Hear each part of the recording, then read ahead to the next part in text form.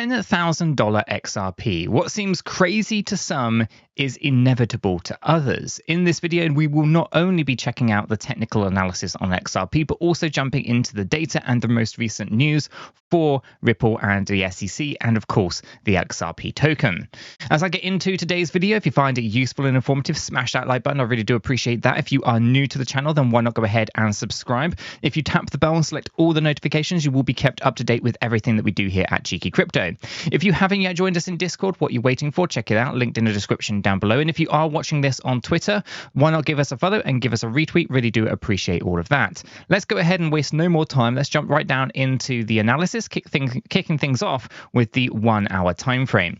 So here we are on the 1 hour time frame.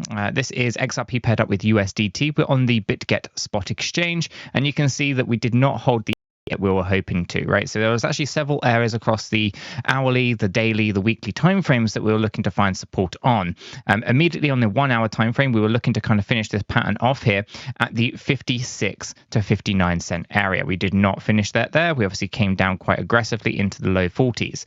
So what we're going to do is we're going to just tidy out some of this because our structures have now changed into something more sinister. Okay, so it's important that we reflect on what that looks like, so that we can be more informed about where things are going to go next, right? So everything starts off life as a corrective pattern and then eventually becomes a trend-based pattern. And that's essentially what happened here for XRP. Now, for this, we are going to take out a lot of the previous corrections that we saw up here. This is actually okay. We don't mind this one. This is actually pretty consistent with a potential diagonal, so that's okay. I'm not too concerned about that. But obviously, all of this area down here, bounce up and then a move down, is actually quite damning for XRP on the kind of smaller time frame. So we need to kind of remove some of those out of the way, and we can now reflect on where things are. Okay, so as we can kind of see here, we have this kind of big move coming down. I suspect that we have not yet finished. We had this immediate move down and a bounce upwards, but we are still potentially going to be looking for further downside. You can see that price action is below the 50 EMA, which is the red line, and the 200 EMA, which is the white line. Okay, this has been the case for quite some time, that basically that 50 EMA has been pushing and suppressing the price to the downside. And although we were looking for a bounce upwards before we saw further downside action, everything that was going on with Evergrande and obviously the SEC and Ripple, we can kind of see an expectation here that, yeah, things are bearish, at least on these smaller timeframes for now. So what do we see? Well, we see there's clearly impulsions in here. Okay, so we have to kind of consider what was happening inside of this little area here. If we take this measurement and we move it over to here, we can see that we went down lower than the 1.618. Okay, this essentially means that we are in a impulsive trigger point for this. So if I have to zoom out to kind of show you what this looks like on this 1 hour time frame. But essentially you have a wave 1 coming down here, wave 2 going up. This is now a wave 3. Up here is a wave 4. And we've got to come down again, okay? So we can see that that's there. Now, because of this potential diagonal here, we also have to consider that maybe here is actually a wave 1, this is a wave 2, all of that is then a wave 3. And essentially this basically allows us to see these nesting positions taking us down even deeper on this 1 hour time frame, okay? And as we kind of scale up into the higher time frames, we'll see that this becomes even more sinister as well. Okay, that means that we are going to be expecting some cheaper prices on XRP. We're hovering on the 50 cent area. This is previous resistance, which we'll get into on the daily time frame. But essentially, we will be looking for further price action to the downside for XRP, at least over the short term, I would have thought. So as we kind of come into here, our target range at the moment for our fifth wave sits at 36.6 to 39.8. Okay, that's going to be the area that we're going to be looking for on our 1 hour time frame. Now, we've got a fair few things to kind of get through here. Ultimately, there isn't too much to this that we need to kind of be overly too concerned with. What we will do is we'll put in here, we'll get rid of some of these because all of this is now broken. It seems pointless in just keeping a lot of these kicking around. They're also going to clutter up our analysis. So I want to do is I want to put in the wave 1 invalidation right here, okay, 59.739. Now, it's possible that that wave 4 goes up higher than this, and if it does, then it breaks the idea that we go down deeper, okay? That's kind of what the bulls will be looking to try to do. Let's get to 60 cent, and then all of a sudden, you know, you're not as bearish as you were before, right? So elliott wave theory is currently tracking people's behavior, okay? And based on the behavior patterns that we see at the moment, our expectations are to the downside. That behavior can, of course, change, and if it does change, we already know that if price goes up higher than 59.7 1.1739, it breaks this pattern and we have a different structure to the upside that we can then map and track, and we can maybe get a little bit more bullish momentum behind the price action.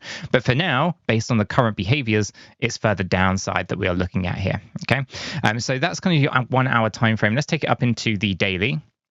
The daily, we were tracking this W, X, Y, X, and Z, right? And we've come down deeper than the Z wave expectations. So as we were looking for this, we were saying, okay, we're probably going to bounce up around the kind of 53 to 58 cent. That was kind of the expectations, that we bounce up and then we move on down. However, we started to come down deeper than some of these areas. We were saying, okay, probably not going to get the bounce, but we were looking at the 200 EMA as a good support. That was currently sat at 52 cent. We lost that. We came all the way down here. Now we went down deeper than what the Z wave should do. That changes things. So it's no longer can we look at this as a W, X, Y, and XZ. Instead, on this daily time frame, that bigger kind of nesting that we're talking about on the hourly becomes a big concern, where we can see that we came down deeper than the 1.618, and all of a sudden we are in that impulsive trend pattern now, where we look for that downside. Obviously, that wave 3 that you see there is actually going to be that kind of 36 to 39 cent range that we're just talking about on the hourly chart, meaning there's a bounce after that, and then we have further downside, okay, because we're tracking the internal movements over here, okay, so we can see potentially 1, 2, 3, 4, 5, all of that then potentially gets nested in here, 1, 2, 3, 4, and 5. So that wave 3 is going to be deeper than it currently is, and then therefore you can kind of see that we're going to be progressing down here.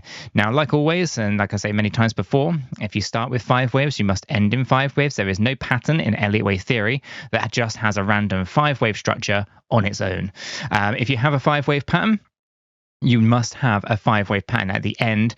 So if you start with 5, you end with 5. This is an inevitability. All Elliott wave theory 5-wave structures or internal structures like 3-wave patterns of an A, B, and C, 5 waves in A, 5 waves in C wave, right?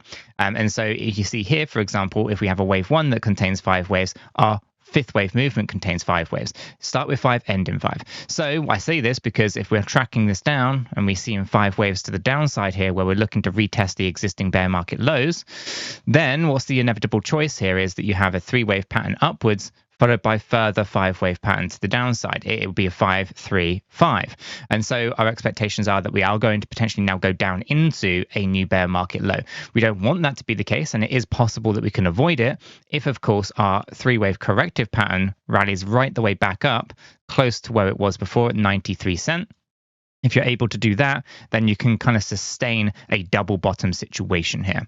Okay, so just be cautious, because as time progresses here, there's going to be a rally up and it will be of significance, but there'll be further downside with another 5-wave pattern. Okay, this is very apparent on our daily time frame at the moment. Of course, invalidations are up there. If we wanted to see this break, we have to be 66 to 70 cent. So 66 would break that, 60 would break the internal on the 3-wave, and so forth. So there's patterns there that we can see. Based on their existing structures, we have downside, but we know that if we were to go above 60, we break the internal workings of the wave 3, and if we go above 66, we break the internals on the daily, basically meaning that it's not a 5-wave pattern, it's just a 3 with an extension, and then we can crack on to the upside. So weekly time frame, what do we see? Well, the area that we were hoping to find support on was 52 to 58 cent. Okay, we can see that right here. Now, we didn't just stop there.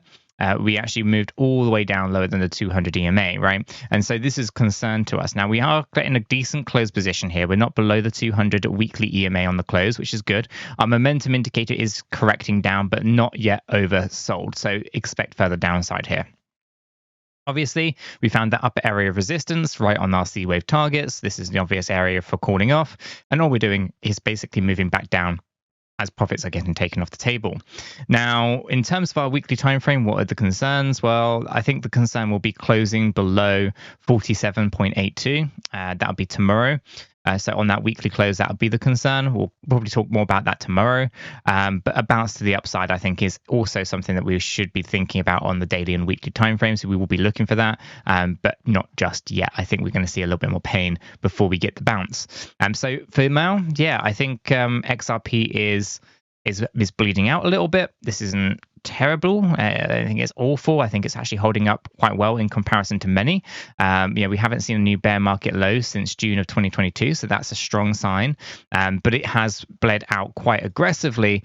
If we take a look at this, it's a 54.95% drop since we hit the C wave high at 93.8, right? So we know that it's come down pretty nicely here. We'll look for a bounce and we will continue this move to the downside. I think retesting the area of consolidation, essentially below 30 cent or just below 30 cent at 28 to 30, is kind of where I think we're probably going to find a nice strong move to the upside. Hopefully I'm wrong about that. But for now, considering we've only really just seen this move to the downside, we'll see how the weekend goes. We'll see how we kind of map out next week. But for the most part, it's looking like it's seen better days. But I'm still confident long term on XRP, which does bring me over to the data side. And there's some interesting things on the data. So membership.𝗕𝗘𝗪𝗏𝗖𝗡 is our membership website. You guys should know this by now. We do offer a 7-day free trial across all of the plans that we have here. They start at $14.99 and they go up to $49.99 depending on what kind of perks you're looking for.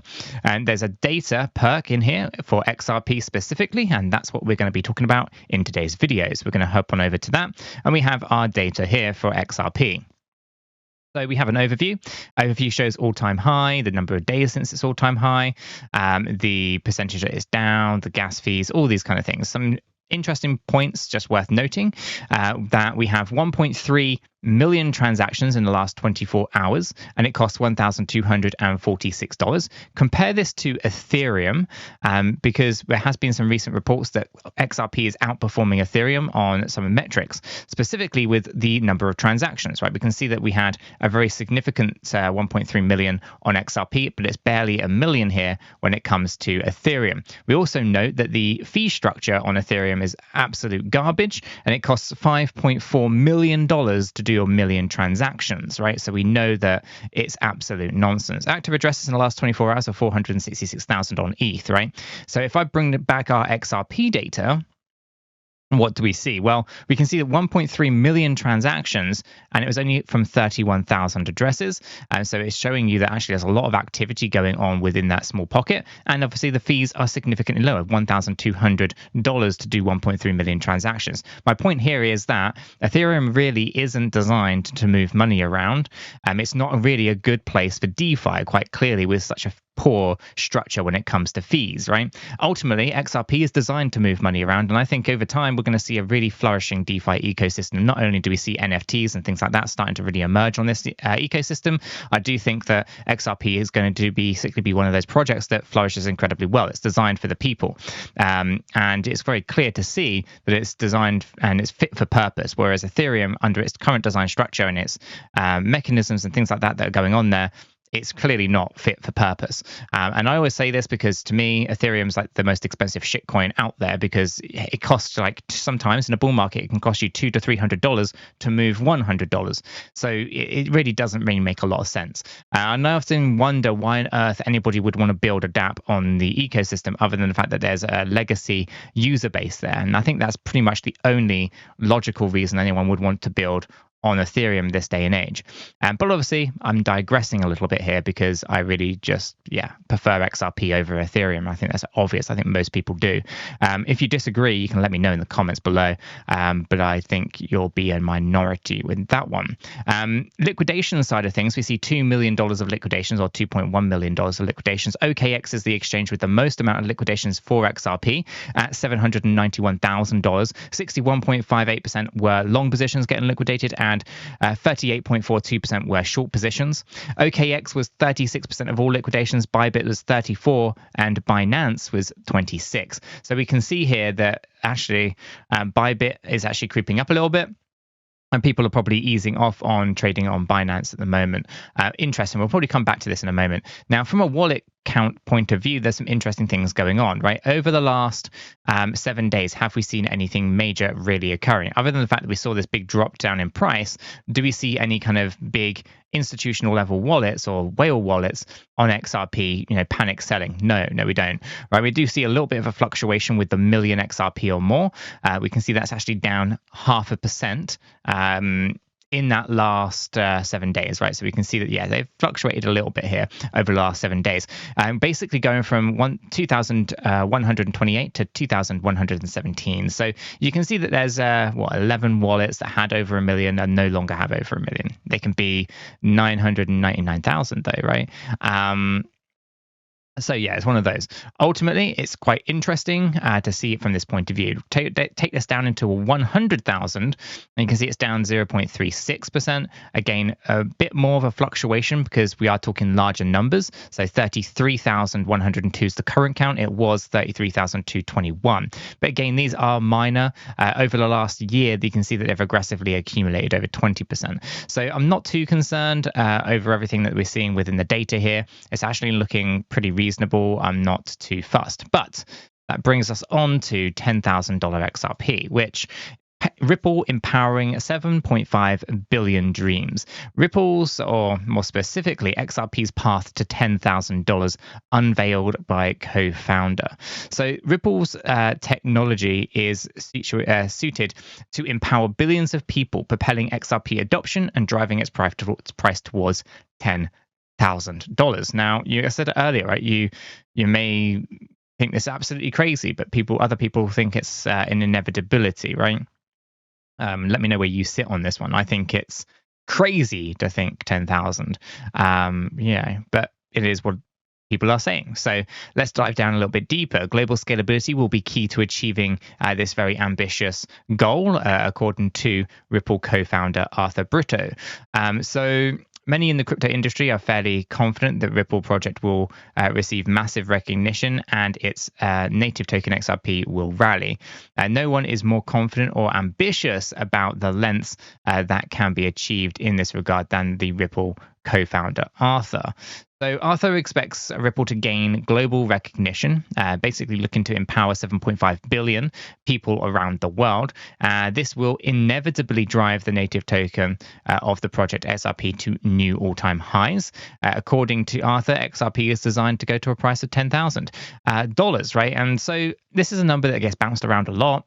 I don't think we're going to see it because it might be designed to go there, but it doesn't necessarily mean that that's what's going to happen. There's lots of things that have to consider in order to kind of drive price action to these kind of levels. And for the most part, all the money in the world doesn't have to go into XRP. The XRP, and I've spoken about this many times before, XRP and ODL for all these things and for their purposes just requires a liquid market. A liquid market, by its very definition, is where there's buyers and sellers that basically create equilibrium or a stable price. It means that you can buy and sell an asset without the price moving, right? Now, that could be $10,000, it could be $100, it could be 50 cents, right? It doesn't really matter what the price is. The only thing that matters is that it's highly liquid and that there are buyers and sellers on both sides that are willing to transact together. So for ODL and for all these interbank transfers to occur or using RippleNet and things like that, you need a liquid market. Whatever the price may be, it doesn't really matter. It just needs to be liquid, i.e. the price needs to be very stable. It can't be as volatile as it is. It can be volatile, but just not as volatile as the crypto market is right now. And obviously, of course, as we see more adoption, the market will become less volatile, it will become more stable over time. And so you'll be able to transact very efficiently in a very liquid market eventually, whatever the price may be. 10,000 to me seems way too aggressive on the high side, but I wouldn't mind it, right? I don't think any of us would mind a $10,000 XRP, and I'll always hold some just in case that kind of materializes for the long term. But that'll be a long-term play, maybe 20, 25 years or so out. I think ultimately, though, there'll be plenty of trading opportunities where you might see $5, $10, and so forth. And so maybe a split portfolio is kind of where you need to go. Always have that kind of outlier out there where potentially, that potential for $10,000 can be realized. Maybe you hold 1,000 tokens, you just put them somewhere and forget about it. So it's interesting, right? Let me know what your thoughts are on 10K XRP. We can also see that there's recent developments within the case for Ripple and the SEC. People are then using this development as an excuse to kind of argue why price is going down the way that it is. Essentially, the price action to the downside is really just a cascading liquidation. We saw a lot going on with Evergrande and filing for bankruptcy. This is actually going to have no pun intended, a ripple effect across the globe. But essentially, we're going to see a lot more fallout from that, because that's going to actually affect a lot more markets, going to affect a lot more people than maybe people are even realizing right now. But essentially, that is more of a catalyst for price action to the downside than the potential or that the SEC are going to appeal the idea that XRP is not a security. So it is what it is. This is something that's happened, but it's not the actual reason that we saw a massive move spiking us down in the price action to the downside. That was more of a cascading liquidation event where literally just people were getting slammed and getting liquidated as, of course, the news broke and people panicked around Evergrande. That was more of what was going on here than the SEC potentially having an appeal against the Ripple with Judge Torah, so that the XRP is not a security. So for the most part, we need to be a little bit more grounded when it comes to that. So moving on, exchange-wise, as we were kind of talking about with our data, there's a lot of exchanges here with high liquidations or just liquidations in general. Lots of different exchanges. I think ultimately, though, when we talk about exchanges, I think it's very important that we make sure that we're registered on as many as we possibly can. Ultimately, we have... myself personally, I'm registered on as many as I can, right? Coinbase, Binance, Bybit, Gate.io, KuCoin, and of course my personal favorite here, BitGet, right? And by registering on as many of these platforms as you can, sets yourself up for success in the future. Ultimately, you don't know what exchanges are going to be around in the next bull market. Some might not survive this horrific bear market that we find ourselves in. And, the ones that do survive, maybe during these bull markets, and I've seen it before, and I'll potentially will see it again, there's so much demand that you can't even log on. And so it's important that you have access to more than just one or two exchanges. Get yourself spread out. Make sure you're familiar with how to onboard fiat, how to withdraw your fiat, how to deposit crypto, how to withdraw crypto. Do you need to link a bank account? Do you need to do KYC? All these things are very, very important when it comes to exchanges. So do yourself a solid favor. Get yourself signed up. We've got links in the description down below. My personal favorite, BitGet here, are offering up to $8,000 of rewards depending on how much you deposit and trade on the platform. I use BitGet for 100% of my leverage positions and 90 to 95% of my spot positions. So why not go ahead and check it out? I don't think you'll be disappointed. Links are all in the description below. Get yourself sorted, get a good strategy in place ahead of that bull market. Bringing me on to trades. Do we see any decent trade opportunities on XRP at the moment? Well, I would probably say you could get away with shorting the market potentially, but I think it's higher risk right now. I think those opportunities were really when you started to lose some of those really strong support levels much higher. I do suspect we have further downside, so there are some potential short opportunities here for XRP, but I wouldn't be trading the weekend. I think this weekend is going to be a big reset weekend. Essentially, we're just going to go sideways. Monday is probably going to be the day where we see more volatility in one direction or the other. Are we going to momentum up? Are we going to break those resistances? Or are we actually just going to get a big reset this weekend and then flip and go all the way down into these low targets? I think Monday morning is going to be more of a trading opportunity than the weekend. So just get yourself ready for Monday, in my opinion. Guys, I'm going to wrap this video up right there. If you have found it useful and informative, smash that like button. I do appreciate that. If you are new to the channel, why not go ahead and subscribe? Tap the bell, select all the notifications, and in doing so, you will be kept up to date with everything that we do here at Cheeky Crypto. Until the next one, though, guys, have a fantastic day.